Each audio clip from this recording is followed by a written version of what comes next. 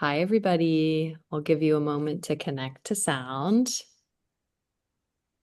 Hello and welcome to the Brooklyn Rail's 1243rd New Social Environment. I'm Chloe Stagaman, Director of Programs here at the Rail, and I have the extreme pleasure and privilege of being your MC today for a conversation featuring Alice Aycock, Jane Dickson, Loretta Howard, and William Corwin. And now I'll introduce today's guests and host. Artist Alice Aycock has lived in New York City since 1968 and is represented by Galerie Thomas Schulte. Her works can be found in numerous collections. The Alice Aycock Pavilion for Art Omi Pavilions will debut in late summer 2026, and Aycock's large-scale exterior sculpture for Muskegon Museum of Art will be unveiled at the end of this year. Artist Jane Dickson makes paintings and drawings that explore the psychogeography of American culture. Dickson's practice was forged in the crucible of New York's late 1970s counterculture, where she participated in artist collectives like Fashion Moda, Collaborative Projects Inc., and Group Material. Loretta Howard is the co-founder and executive director of On This Spot NYC, Stories of Pioneering Women Artists, a nonprofit she launched with producer and collector Tony Gans. Through short-formed archival documentaries, the project recenters women artists and is the subject of today's conversation. Howard brings more than 35 years of experience as a gallery owner. She earned her MA and pursued doctoral studies in art history at NYU's Institute of Fine Arts. And our host today, sculptor and journalist William Corwin, is from New York and has exhibited at galleries internationally. He's an editor-at-large for the Brooklyn Rail and writes as well for Art Papers, Bomb, Art Critical, Rain Taxi, and Canvas. And with that, I'm going to pass it over to Will to get us started. Thank you, Chloe. Um, it's wonderful to be able to talk about on this spot. It's a marvelous program, and a very targeted and sort of perfect way of introducing, I think, a public that has, not been familiarized with the presence of unfortunately not been familiarized with the presence of women in the art world.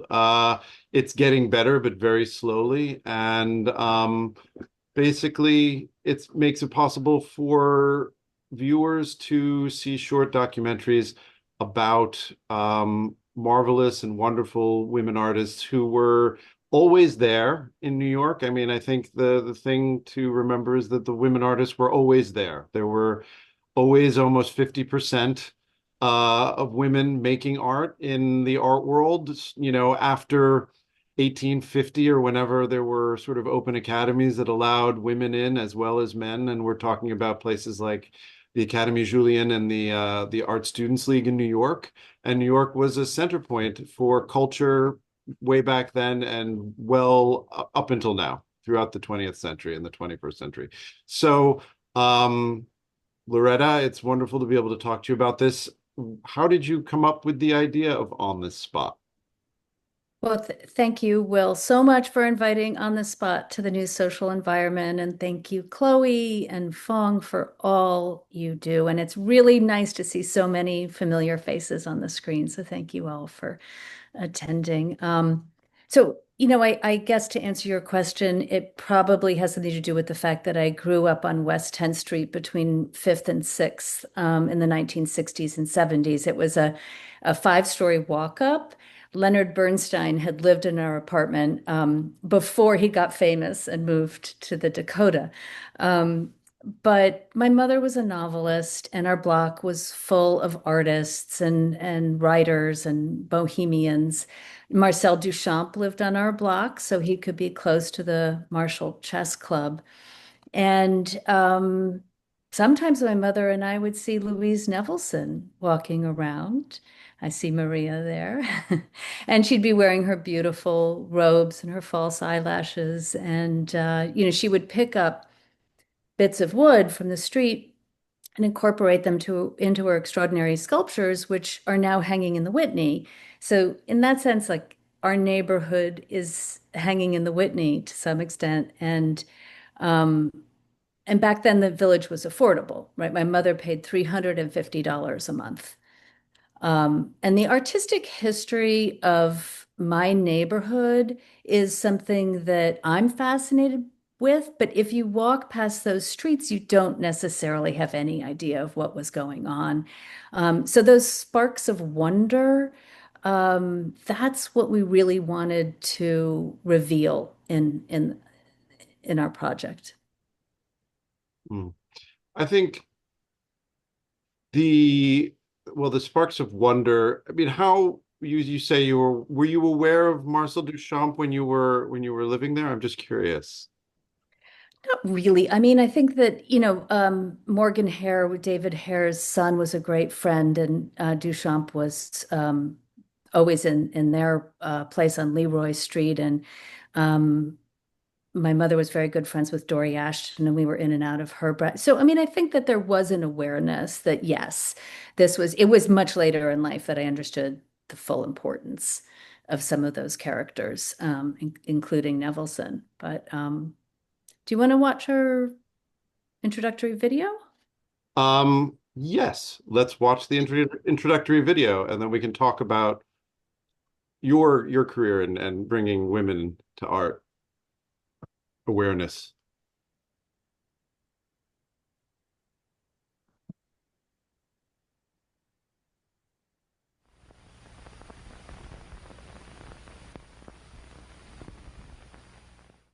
On this spot, New York City, stories of pioneering women artists. On this spot is a map of a woman's revolution in art. Neighborhood by neighborhood, decade by decade.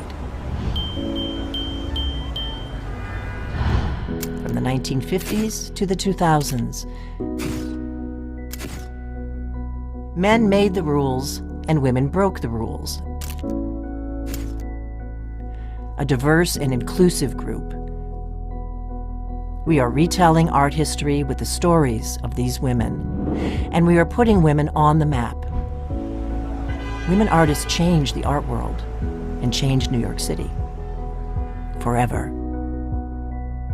We take you there, behind the closed doors, the cold water flats, the lofts of Soho, the clubs and the cafes of the Village, the galleries, Lower East Side, Chelsea, Uptown, Downtown, where it happened, how it happened, on this spot. Come with us and meet the women artists who broke boundaries, women who astonished the city and astonished the world. These are their stories, and these are their places. Stand on the spot where history was made.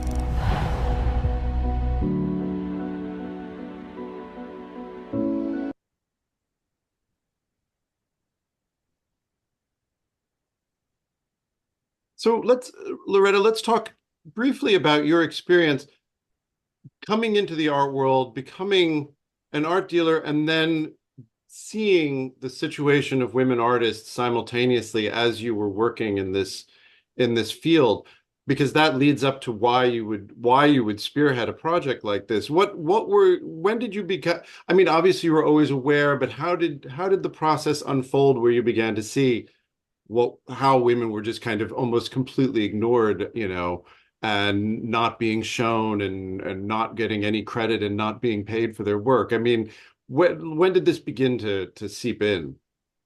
Well, I think that it was a slow process for me, to be perfectly honest. I worked at the Andre Emmerich Gallery for 11 years, and we did show Anne Truitt, Helen Frankenthaler, Beverly Pepper, Judy Pfaff. I think Emmerich was probably a bit better in those days than the Guerrilla Girls would point out many galleries were in terms of showing women. But it was kind of a slow burn for me to realize the inequity and to kind of come to that moment. I think that when we started to look at this format of storytelling, short form documentaries, it seemed, and it does have a lot to do, I think, Will, with both Tony and I having read Mary Gabrielle's Ninth Street Women. Mhm. That was a moment. in which we really realized those are the stories that really haven't been told. And we have heard the men's stories a lot.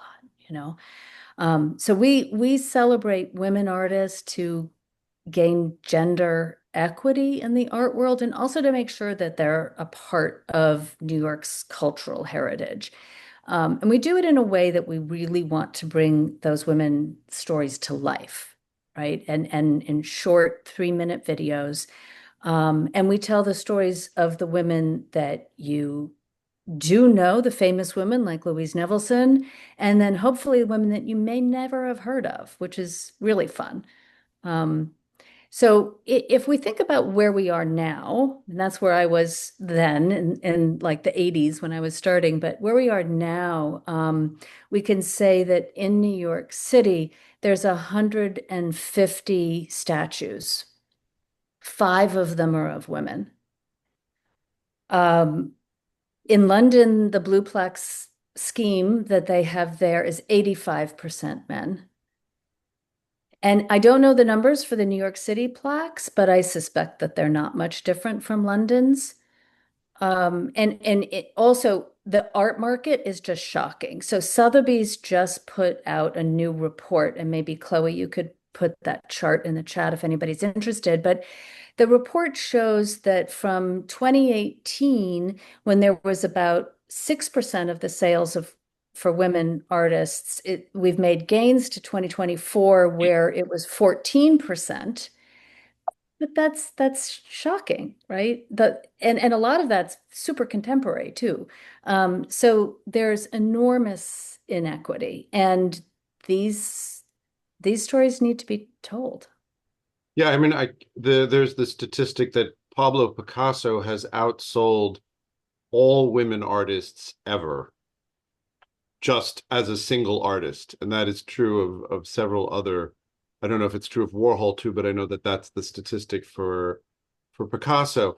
And I think it's interesting when you say you got to Emmerich, and there was Helen Frankenthaler and there was Beverly Pepper, and so it was easy to kind of say, oh well, we show women, but then here we have Alice and here we have Jane, who were young women on the scene. And as I remember Marilyn Minter once saying to me, she couldn't get arrested in New York to show, she couldn't show her work at all. So it wasn't about the icons. It was about the hardworking, sort of early career, emerging mid-career artists who were just not getting attention because obviously the market just, had people were not being directed to buy the work of women. I remember hearing the story about Pearl Fine, that the critic said to her, well, it's a very good show, but then I realized it was painted by a woman, which makes no sense at all. I mean, this is just this kind of horrible misogynistic wall about looking at art. So before we look at the next video, it'd be great to just, how do you put these together? How is how do these wonderful mini documentaries come together? Yeah, well, first, let me just say that there's a lot of wonderful reports, not just the Sotheby's, right? The Burns Halperin reports are fantastic if you want to look into them. And also, Anonymous Was a Woman sponsored a recent report, which I think was hosted by the Rail too. And that there's incredible statistics.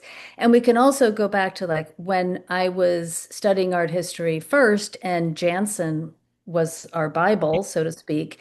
And in Jansen, I think there's something like the latest edition, even there's something like, I don't know, 350 artists and 15 were women. And this is literally the textbook that we were taught. How do we make these videos?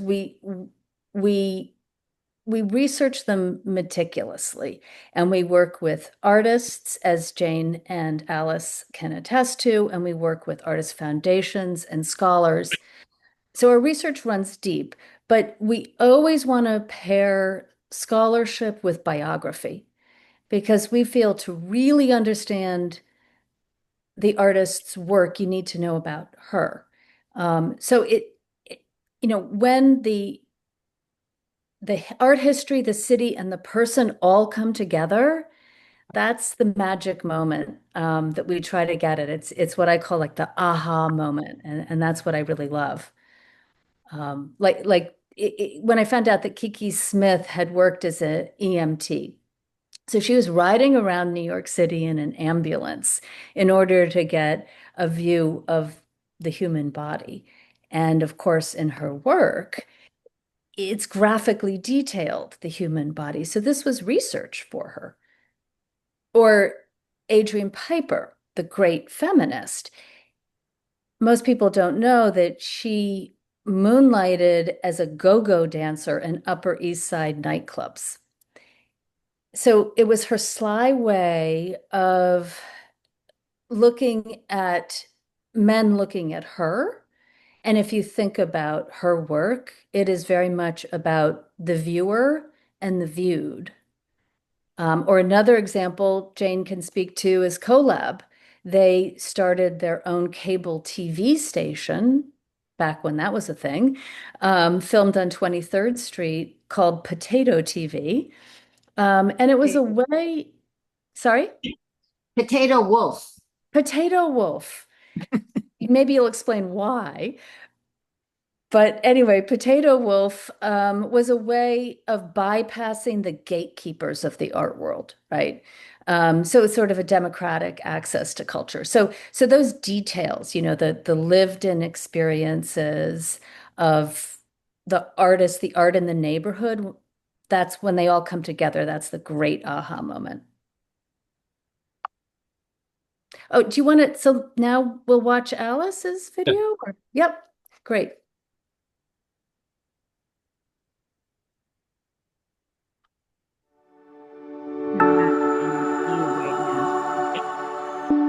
Alice Aycock, an industrial building on Green Street.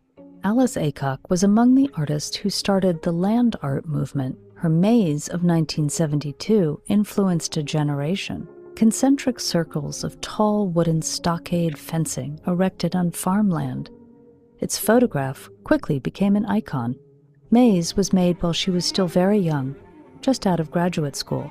Since then, Aycock has become renowned for her public monumental sculptures. Her works are conceptual, combining elements of art and architecture, along with a strong interest in science, and even imagined magical fictions. Aycock's love of narratives were nurtured from an early childhood. Her grandmother introduced her to literature, reading her Gulliver's Travels. Her father bought her 50 books, including fables and mythologies. Aycock's parents brought her to the city every month to visit museums and attend plays and performances. New York was the deep beating heart of her artistic inspiration. She showed her sand piece at artist-run experimental Soho 112 Green Street. Industrial electrical fans were directed at loose sand, shaping it into natural formations. Aycock says, "If we could think it, they'd give you a place to do it." Her early land art works often consisted of non-functional, experiential underground structures with ladders and tunnels. Viewers were forced into strange spaces loaded with metaphorical and historical meanings, playing with the duality of light to dark and safe to claustrophobic. By 1975, Aycock was able to buy her loft on Green Street. She recalls artists were barely legally allowed to live in Soho. As architectural drafting and engineering techniques advanced, so did Aycock's sculpture and drawings. Her sculptures came to resemble tornadoes, towering and swirling. Psychological ambiguity remains present in the work. Her tornadoes are both beautiful and dangerous. They took over 6 blocks of Park Avenue. Ribbons of white metal appeared to be windswept and in action, set against the surrounding monolithic office buildings. The juxtapositions were arresting and spectacular.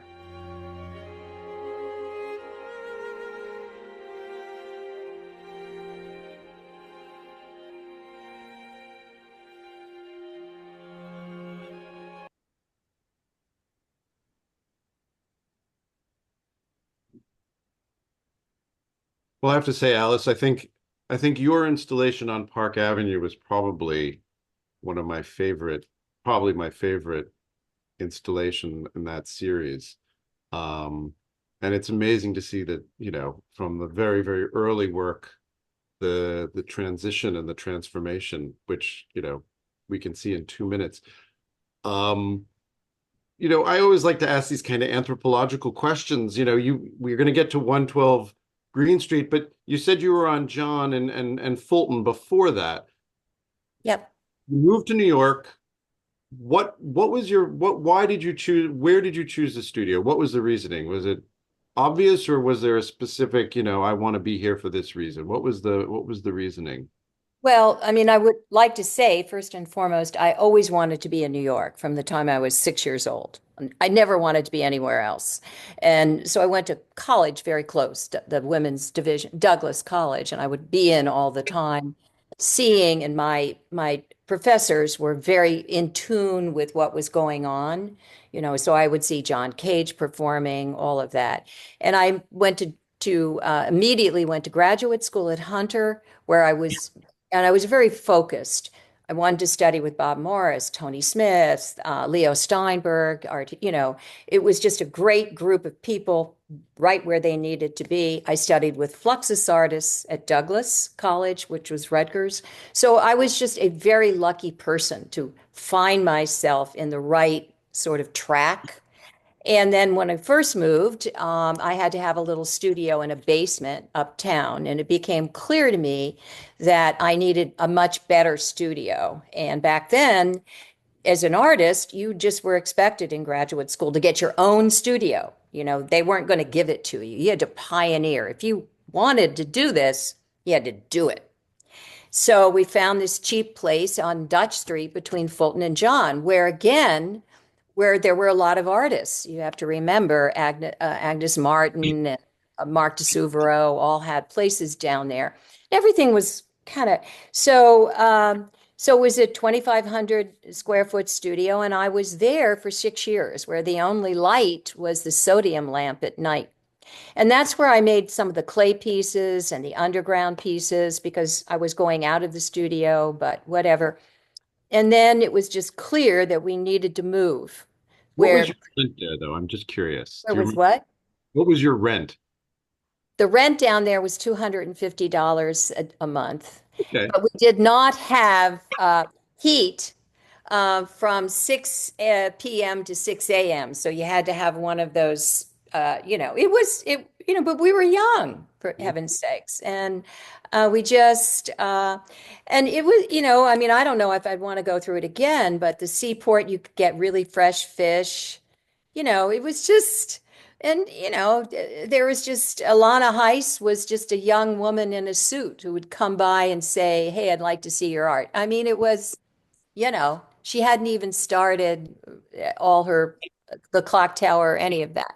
Yeah. So at the same time, as soon as I got out of graduate school, I started teaching, and teaching at Hunter, teaching at Princeton, teaching, you do what you do, but the only options were to teach. Yeah. And when you have to also realize that our teachers, like Bob Morris, he had to teach. He had a tenured position at Hunter College. He wasn't selling art at Sotheby's or at, whatever. He was teaching in order to survive. And that was where we were thinking. This is how we're going to have to find a way to pay for our art habit. But people would say to each other, it sounds very strange now, but people would say to each other when you'd see each other on the street, "Did you sell out?" We'd go, "No, no, we didn't sell out." It was the exact opposite kind of thinking that is going on today. Now, Where, did yeah, you but see, did you see a kind of different way of being treated from the male artists like Bob Morris? I mean, uh, but well, I would say, all right, I'll tell you a story. I was, very focused. I wanted to be successful, and there were only a few good galleries: Leo Castelli, John Weber, Sonnabend, whatever. And by the way, by 76, I was showing at John Weber Gallery, and I was in Documenta for, all of that. For Bob, it was twofold. at one time I showed him all, we had slides, and I said, I want to be, I want you to show this to Leo. And he said, well, there's this place called 112 Green Street. Why don't you go down there and show your work to them? And so I did.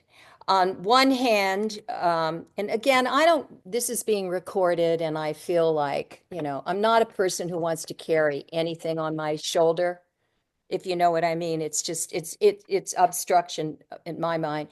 So I showed Bob the maze. Of course I did. I built the maze. I wrote a master's thesis. That's what you did back then. I wrote a master's thesis on the highway system, and I thought, what's a metaphor for the highway? A maze. So I'll make a maze. And I went out to Pennsylvania and made this maze, and I photographed it and came back. I showed it to Bob. And of course, Bob did make a maze, and he got it on the cover of Art Forum. So there's that. Okay. That said, he also got me into Documenta. All right. So he certainly was very helpful. So let's just say that, we can all go back and revisit resentments and this and that. To me, and I'd like to say this, I'm looking back on my career right now.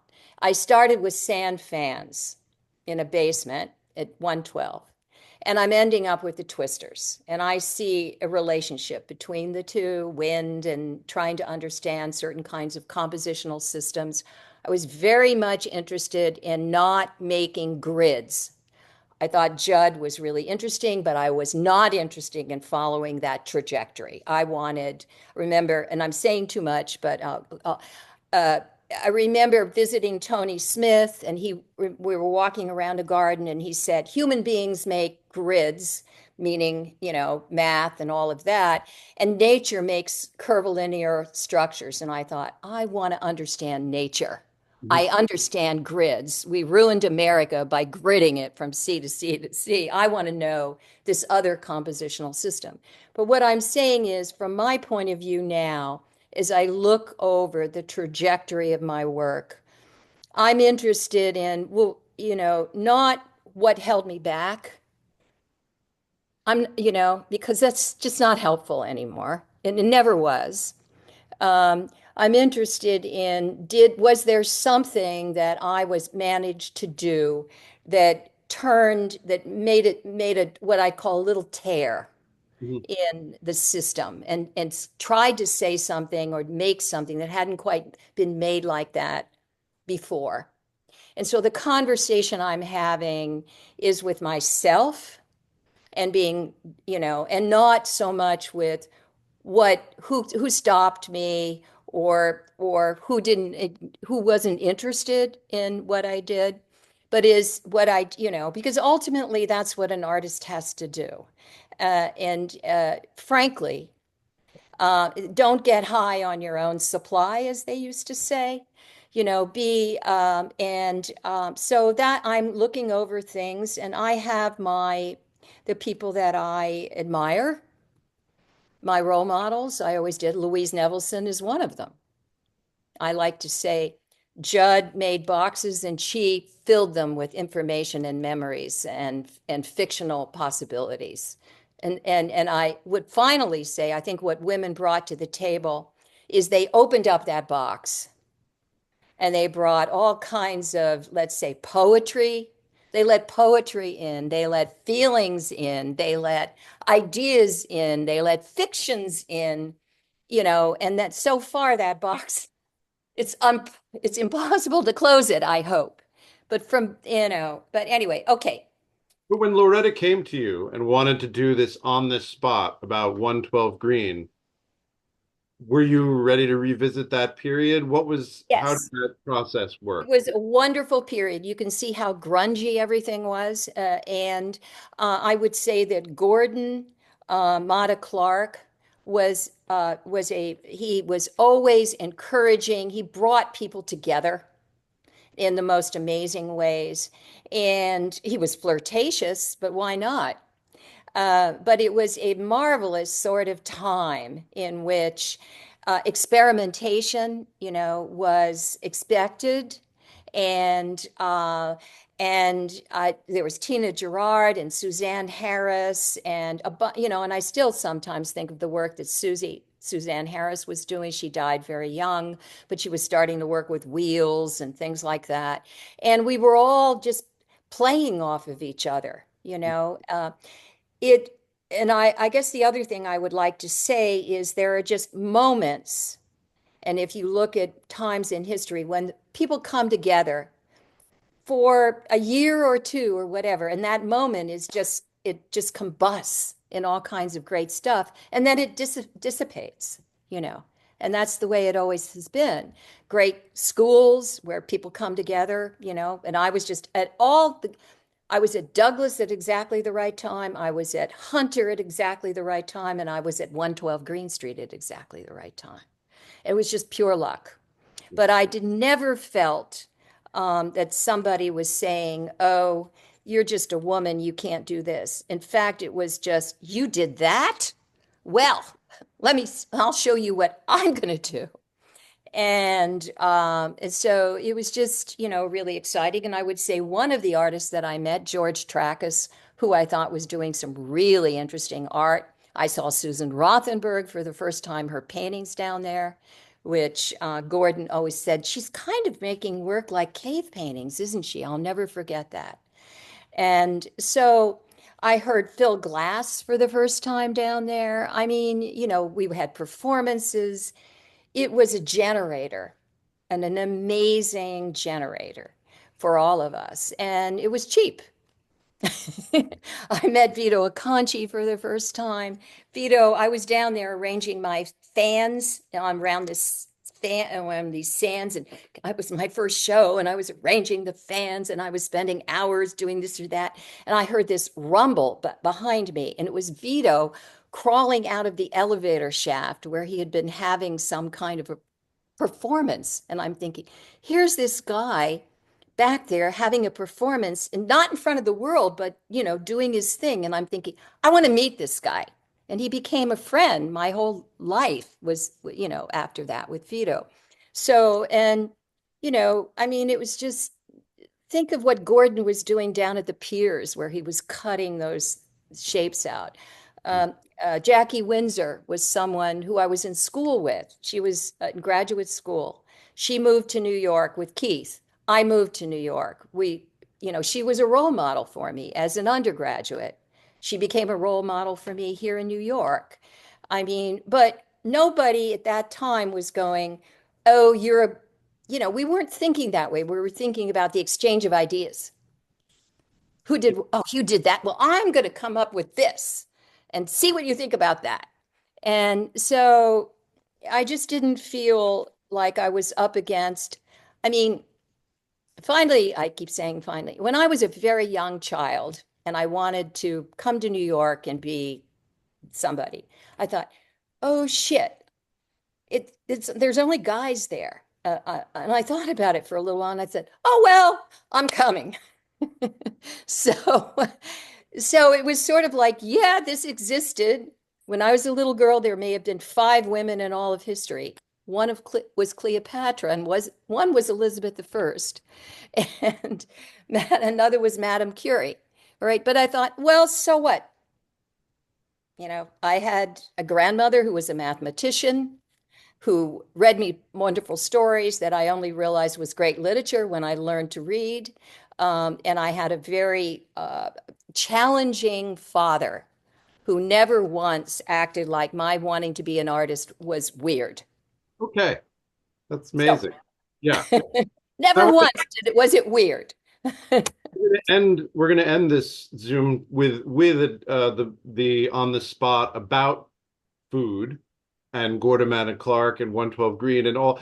But I wanted to ask Loretta just quickly before we talk to Jane about her on the spot. When you came to the artists, you said we're gonna do a piece with Alice.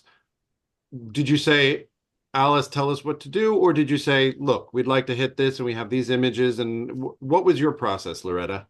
Yeah, well, it's a process of trying to find what is what hasn't been told from the perspective that we're taking, right? And how does biography inform? So the fact that, Alice's father gave her 50 books that really became kind of the groundwork, that kind of biographical information, or that, when we're telling the Maya Lin story, you've heard a lot of Maya Lin stories, but what we really want to land on there is that if that competition for the Vietnam Veterans Memorial hadn't been anonymous, would a woman have won it? Would an Asian woman have won it? Would a young woman have won it? And, Maya and I talked to it. No. So, it's finding what is it in the story. Like when we were working on CoLab and the women of CoLab, it was so fascinating to discover there's so many wonderful, wonderful stories in CoLab, not just the women, of course, but it was incredible to discover that so many, Jane in particular, were really dealing with how difficult it was to be a woman in the city at that time. Right. And Jane's pictures show that. And we have these wonderful quotes from her. So when we're interviewing, we're looking for not just the same, right? We're looking for that little bit of the story that hasn't been told and is particularly interested in, to us, is biographical and connects to the city. Okay, shall we watch Jane's?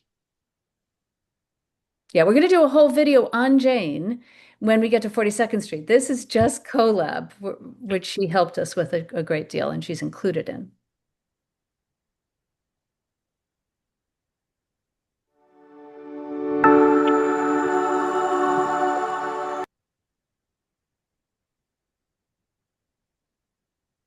Sorry, everybody. I'm going to try to make it full screen. One moment. There we go.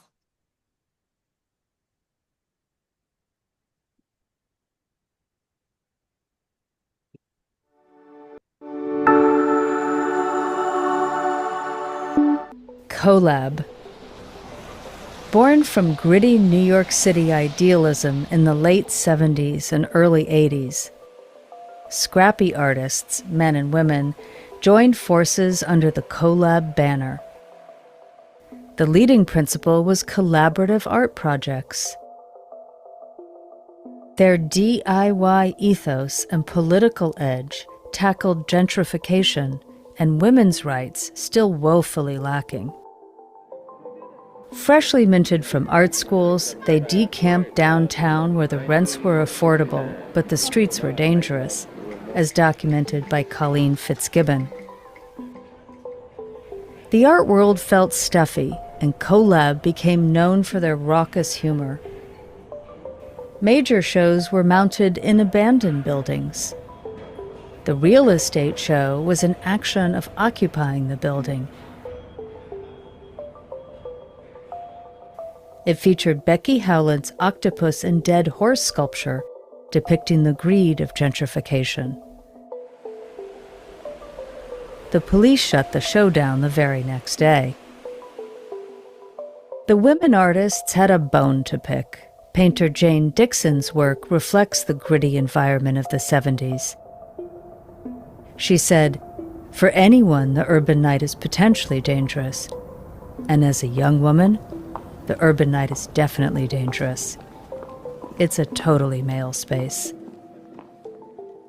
Kiki Smith's early CoLab works were performance and film-based. She was a member of the Cardboard Air Band, a faux band. In the night, I wish that the muggers had money. Then they wouldn't be so uptight. Maybe they would even think this song was And with Ellen Cooper, also shot a revelatory film, Cave Girls. CoLab women acted as a prehistoric ancient society, striking back at street harassment, serving up some serious girl power and solidarity. They turned their own experiences into sharp, satirical commentary. Jenny Holzer created provocative, socially charged messages. The origins of her now famous inflammatory essays started with Collab. Late at night, she pasted her anonymous posters on downtown walls. Likewise, Ilona Granite crafted Emily Post street signs directed at local men, instructing them how to behave. Cara Perlman's finger painting portraits served as cheeky anti-art.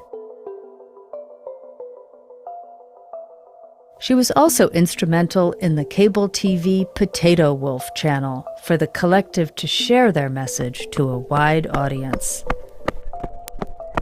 Ultimately, the group opened their own art space. It had an old sign. The only letters left were ABC, no Rio. Now, in a new building at 156 Rivington Street. As Dickson aptly put it, Collab was like stone soup. Everybody participated. Collab stirred the pot, making stone soup its ethos. Art, activism, feminism, and community blended into a rich recipe.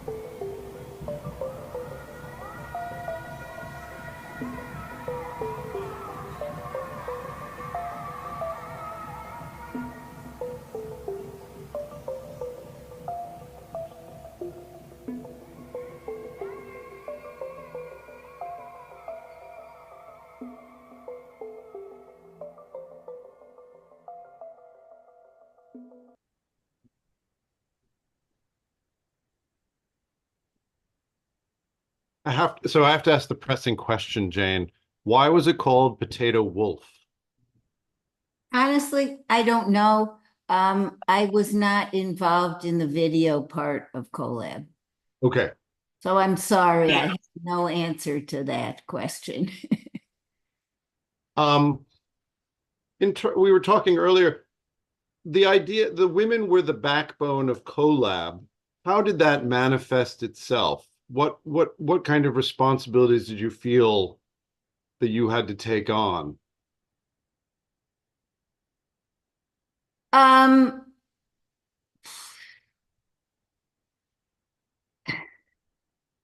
As somebody I came from a big family. I was a big sister. So I was always the little mom in charge growing up. And so to me, that was just second nature to people go, oh, we should do this. And then they'd look around and go, so who's going to do it? And the women would volunteer and the men would be like, well, I'm really busy. I have to go get coffee or something. The men thought that they were too important to waste their time doing anything that wasn't about promoting themselves. Even though in Collab it was this utopian concepts, but it was mostly, we came along right after Alice's generation, really only in the 5 years after. And so the art world at that point was conceptual and minimal. And my friends in Collab wanted to make political commentary, recognizable imagery, all things that had been primarily filtered out of the previous generation. And that's what the art world was interested in. So there weren't that many, it was hard to find any openings for what we were interested in doing. So the idea of Collab was, let's make our own shows, and certainly that's been my motto all along. If you're not invited to the party, throw your own party.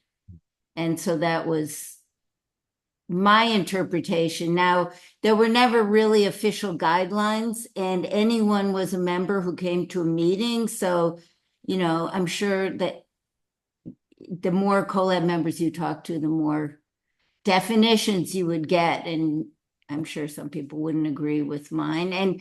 And what was great about it, to me, Collab was my grad school. People would come in and go, let's do a show about doctors and dentists. And I'd go home and go, what do I know about doctors and dentists? And some of the shows I would have a great idea and do, and some shows I had no idea, which included the video universe. And people would also, we got a little bit of the Betsy Sussler and Colleen Fitzgibbon were some of the early founders of Collab, and they wrote the first grants, and we got little bit amounts of money, like maybe $2,000 for the whole organization for the year. And so people would come in and go, we should spend all that money on a fax machine. And somebody else would go, we should spend all the money on a video camera. And someone else would go, we should spend all this money on Xeroxing posters, and we would divvy it up. So it wasn't enough to actually do anything, but it was enough to argue over. And so you'd have these factions, and some people go, why are we spending any money on anything else? Painting is dead. We should do this TV show or whatever. So to me, it was really great because people who wouldn't normally hang out together or be friends would come together to argue about this money, and then you would have to defend whatever your ideas were. It was, the art world tends to be cliques of like-minded people who pat each other on the back and don't challenge each other. And Collab was very contentious, and I felt like that made, at least for me, for stronger art, because people go, why the hell are you painting? Painting is dead. And then I'd have to say, well, I'm rising it from the dead. No, I like this this point you've made about the male artists seeming primarily worried about their own careers, and the women artists being concerned about the greater network and facilitating other people getting their foot in the door. I know that, you also were in charge of the billboard in Times Square, and that led to a sort of revolutionary digital curated program of some, Jenny Holzer and your own work, in which you allowed other artists in to show their work in this very, very sort of prominent and innovative way. Did that just sort of hit you on the head? Like, oh, I can put in a bunch of artists here? Or how did that project manifest? And also talk a little bit about your obsession with Times Square, because I know that's going to be the core of your next On the Spot about your own practice. But talk a little bit about the curated program with the billboard. When I first came to New York in 1977, I got hired by my animation teacher from college, who had a loft down on Lower Broadway. And so I immediately, because she was into the, connected to a certain part of the art world, so I immediately met people from her. And I worked for her for a year. Susan Pitt, she has a big show up right now in Guadalajara at the museum there. So she was a role model for me. And as soon as that job ended, I'd worked for her as a cell painter for a year. I thought, oh, I'm a professional animator. And I was trying to find a new job, and I saw an ad in the New York Times that said, wanted artists willing to learn computer animation. And so I went in for an interview and said, here I am. I was not interested in computers, and I wasn't really thinking about Times Square, but it was for the first digital light board in Times Square at one Times Square, where they dropped the ball on New Year's Eve and above the new zipper that used to go around. So they hired me, and I was working from 78 in Times Square, and I volunteered to work the night shift on weekends. And I told myself that I was doing that so that I could have my days free to paint in my studio. But in my studio, I didn't really know what my practice was. So I was setting up still lifes to paint and thinking, But when I was at the sign, I would look out the window all the time and go, oh my God, this is. And I had a friend who was a Magnum photographer. So I asked him what kind of camera I should get. And I started carrying a camera with me because there was a lot going on in Times Square on nights and weekends. This was the taxi driver era. So I sort of inadvertently became a Times Square nightlife expert, and started painting and drawing it. And, like many artists, I thought, oh, this is my day job. It will have no effect on my art. And of course, it became the center of my art because I was making images that were on a light board. So they were lights glowing out of darkness. And my work has been, you can see this painting on the left, it's lights in the dark ever since. And then my stone soup contribution to Collab was when we were organizing the Times Square show, which, in contrast to the official way it was written about at the time, was co-curated by many people, as were all Collab shows. And I went to my boss. Since I had worked there, I had thought this would be a really cool medium for somebody, but I don't want to become a digital artist. I felt like I couldn't feel the gushy paint. I missed the smell. I wanted to get in there and smudge things around. And with computers, you have to pick the red that it has, or there's a limit to the choices. So I thought for some people this would be awesome. And my boss likes me. I think I can talk him into letting me do an artist series. So I went to him and said, can I design an animated ad for this show that my friends and I are doing around the corner on 40th and Broadway, or 7th. And it was literally right behind the sign because the sign was at 43rd.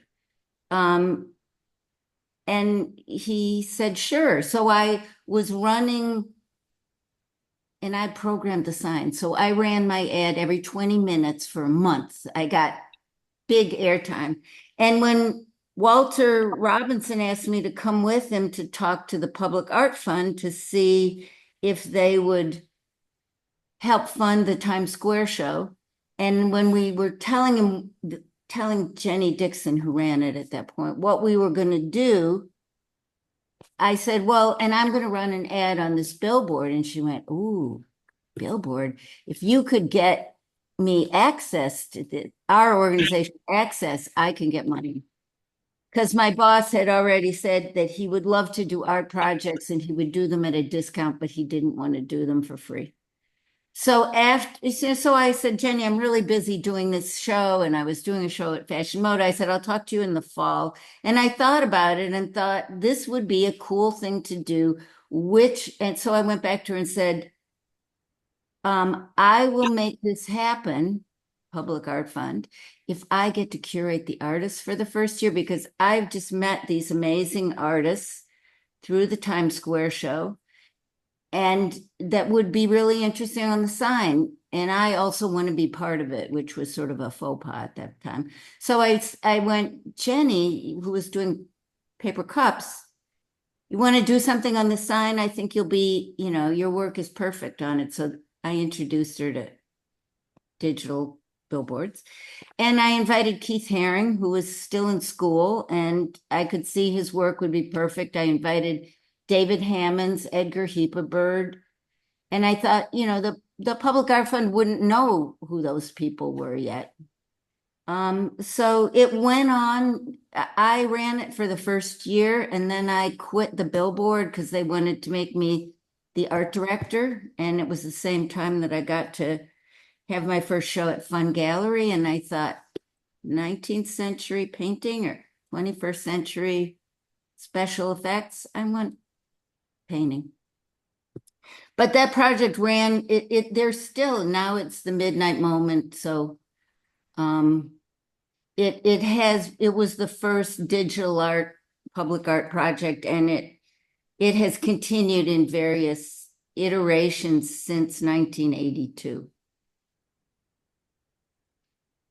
So it was not a collab project. It just was sparked by my contribution to collab, to the Times Square show.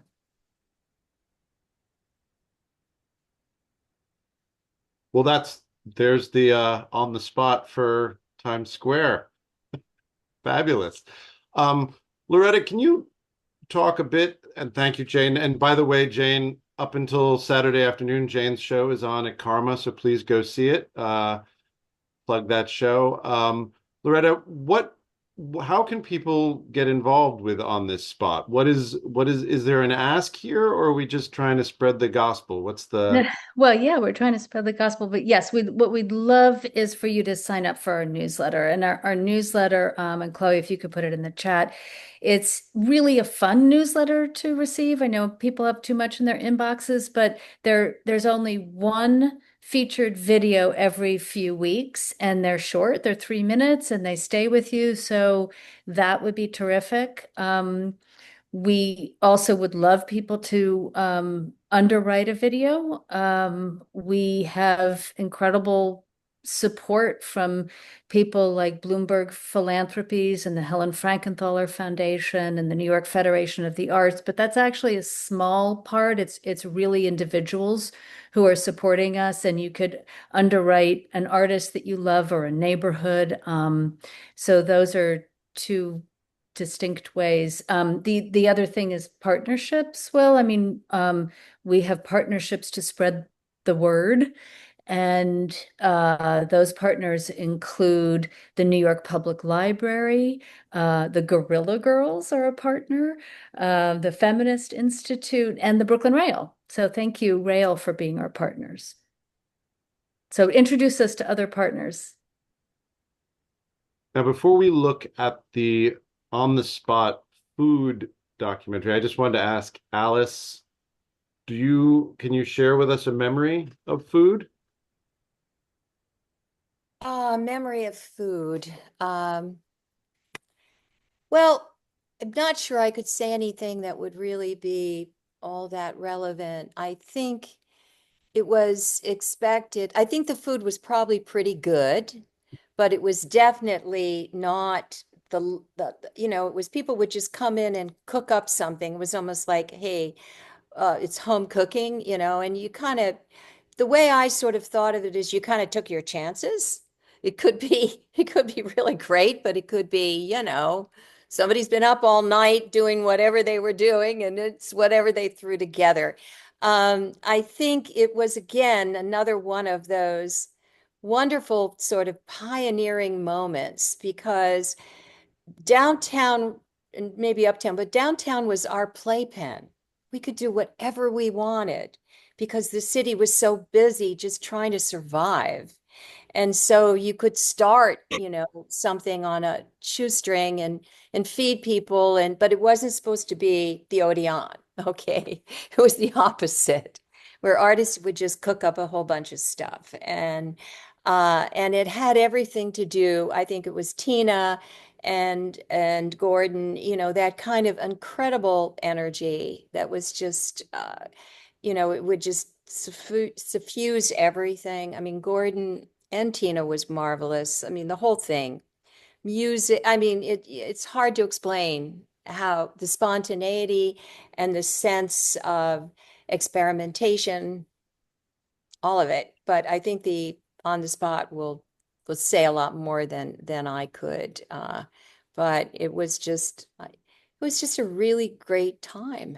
Imagine sitting at a Phil Glass concert for the first time when he's really, and all the guys from Louisiana there. I mean, the mixture of cultures and uptown, downtown, this, that, and the other, and all coming together in this marvelous stew, whether it was music, performance, art, painting, or food.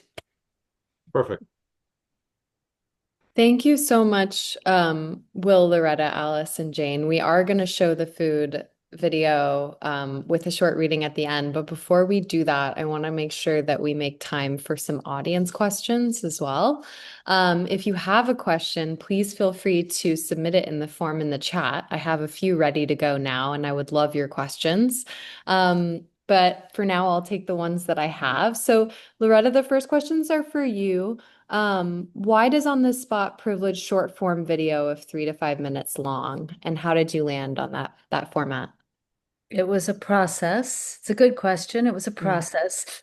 We first started with 7 minutes and found that it was enormously cumbersome, actually, and that if we were to focus on just one location, one spot, and limit ourselves to 2.5 to 3 minutes, that we had the ability to produce many of these. And we've produced 50 videos, and we're 3 years in. We're working by neighborhood.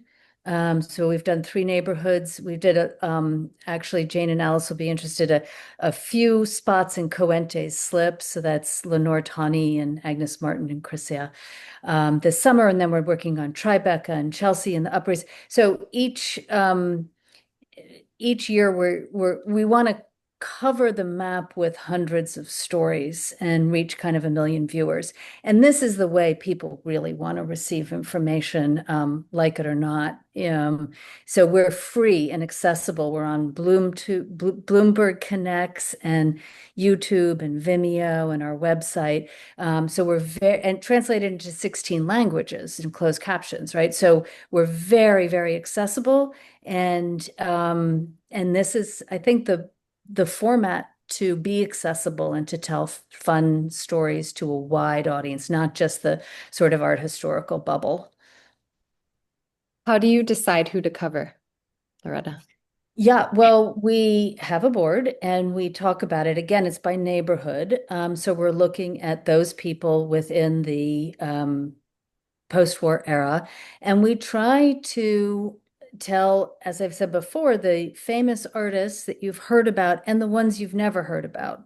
And that's very important, that there's a diverse group of stories. And we've unearthed some extraordinary stories, I think, and want to continue to do that. And that's especially true of, something like Godzilla, the Asian American Artist Coalition, or Minio Kubo, who was interned in the Japanese encampments. And so these are stories that really need to be told. And we try to keep a balance of all of that.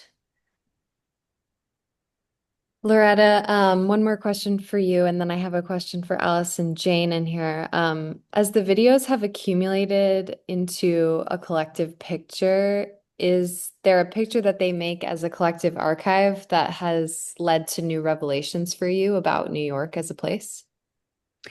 Yeah, I mean, I think that New York is becoming more and more sort of main character in our stories. And I don't know that we necessarily set out, we always had the intention that it would be, but somehow that's just a really lovely thing that's bubbled up. And I think the other thing, to be honest, is that we always, back in the Andre Emmerich Gallery days, we had this sort of idea of, what was good and what was not good. And I think that idea, or we could even talk about, Linda Nocklin's the great artists, and it's not a system that I think we have to privilege anymore. I think that we can say that there's, people who are working in fiber art, people who are working in clay, people who are working untrained, people who are bringing the narrative becomes, in a sense, the storytelling becomes equally important to this idea of quality, which is, I think, overdetermined in a lot of discourse. Thank you, Loretta, for those answers, and thank you for those questions. There's a question in here for Alice and Jane. Alice and Jane, was On the Spot the first time that you'd considered place relative to your own practices, or did the project illuminate something about your contexts historically and presently that you hadn't previously thought about? Well, I'll start. What I did say is I think that Loretta and her team captured very well what, moments in my career. And, I really enjoyed seeing it, and I had nothing to complain about or critique. I thought she just went from, she just captured the high points and was very succinct.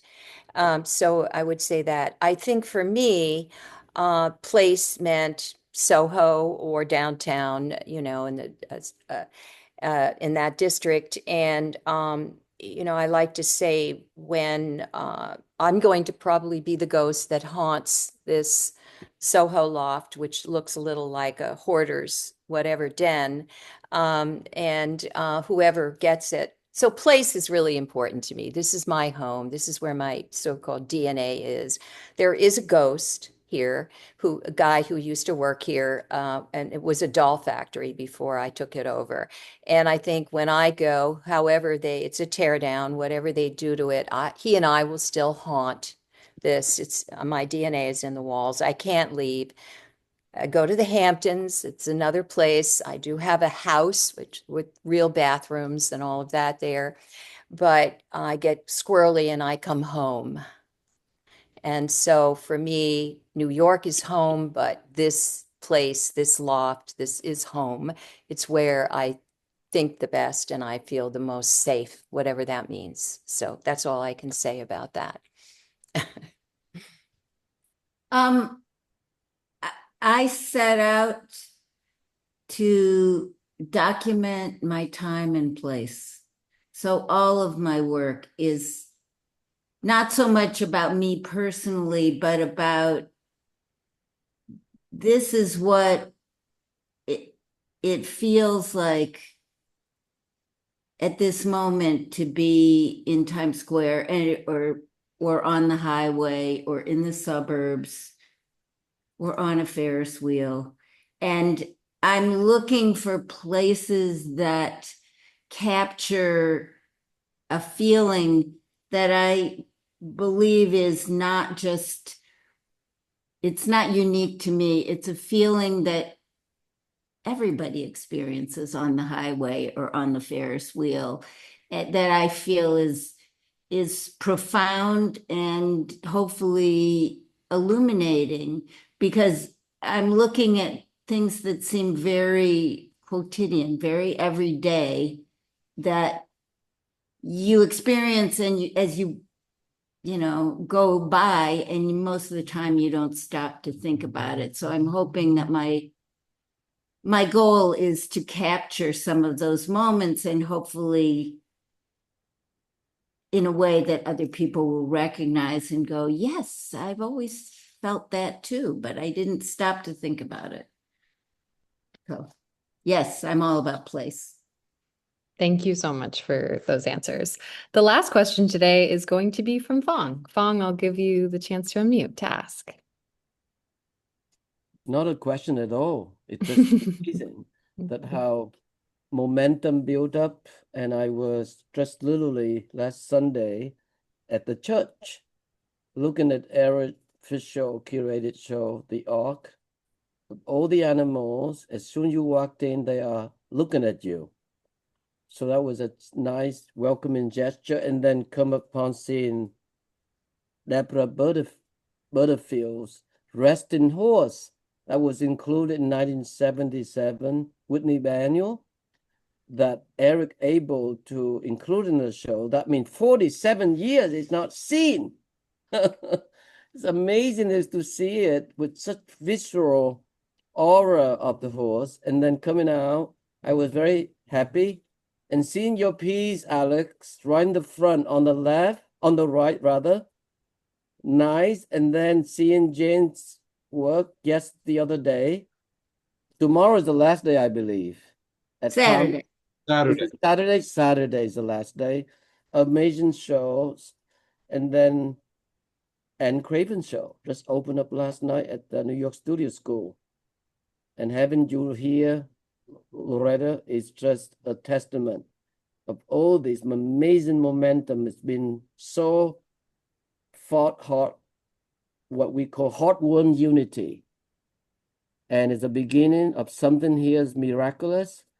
So the Rail is happy to have you as part of our community and honor all of that momentum. So thank you so much for coming to our Zoom here. And just to let you know, people tend to watch it in weekends.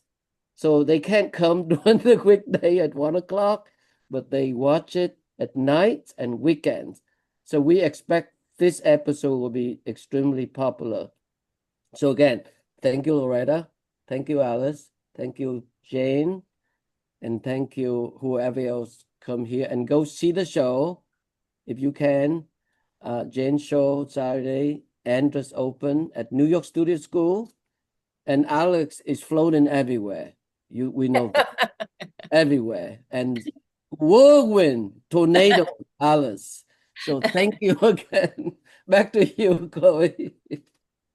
Thank you, Fong. Thank you again, Alice, Jane, Loretta, and Will. We're going to close today with a reading. So, Loretta, I'll pass you the mic for the reading. Okay, yeah. So Michael Kimmelman, who is the architectural critic for the New York Times, writes in a collection of essays recently published called Beyond Architecture, The New New York, and also in articles that he's published in the Times, such as How Can We Save the Best Parts of Our City? And Chloe, I think you can post those links. So I will read Kimmelman. He writes, landmark laws across the country have come into existence to preserve things we deem culturally significant, but they don't always protect what we actually want to save.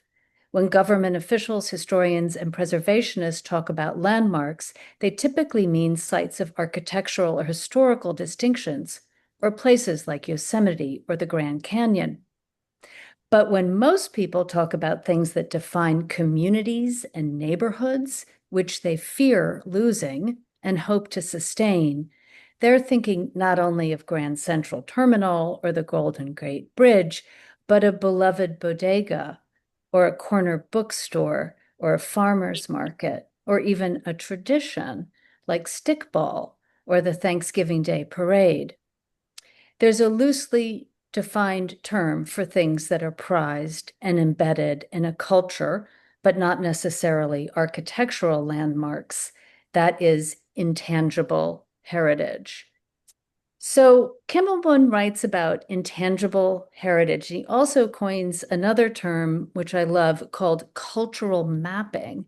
And it's about how we preserve not just buildings, but the soul of a place. And On the Spot really tries to do that, interweaving all of that into the artistic process. He also speaks about how we carry the city around in our minds, which is psychogeography. It's a term that Guy Debord coined to describe how emotions and memories are imprinted onto a place. So in that way, ordinary places like your street corner or the block you grew up on are layered with meaning, right? And we at On the Spot go beyond plaques and statues, and our cultural mapping, to use his term, are about lived experiences. And we really hope that you feel that in the stories that we tell. Thank you, Loretta. And with that, I'm going to share the video on food.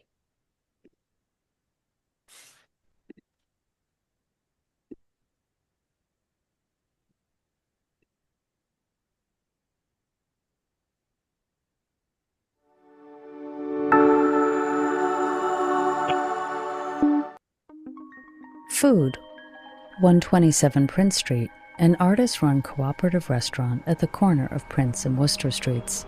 In 1971, during Soho's original heyday as an enclave for emerging artists, Carol Gooden and Gordon Matta Clark collaborated on an amazing idea. Hiring Tina Gerard, they started a restaurant which could be an artwork in itself.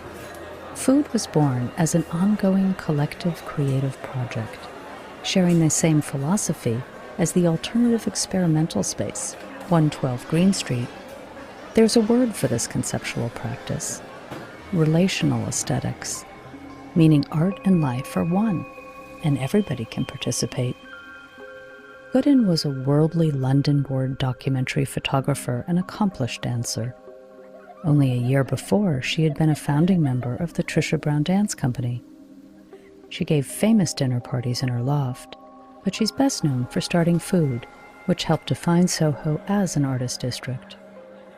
She launched Food with Gordon Matta Clark and help from Tina Gerard, a textile and performance artist.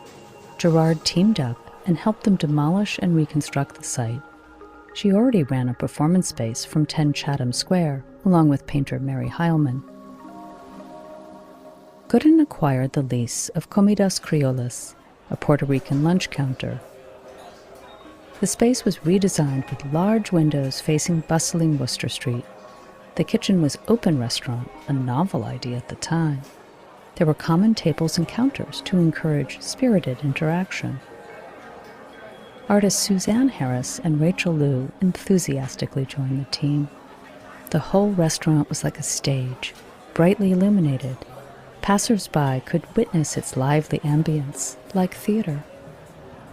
Gooden was completely hands-on, investing her own money in scheduling all of the workers' shifts.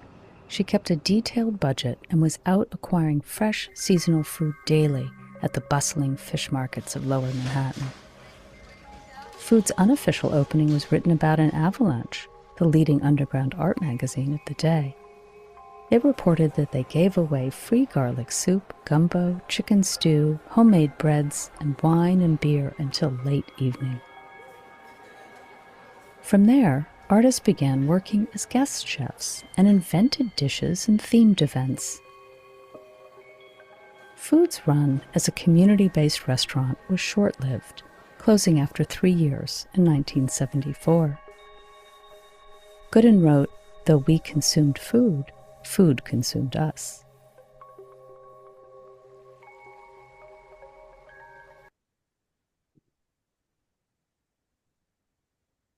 Thank you so much again, Loretta, Jane, Alice, and Will. That was such a lovely conversation and program. And thank you, Anthony, at On the Spot, for all of your support in preparing for today's event.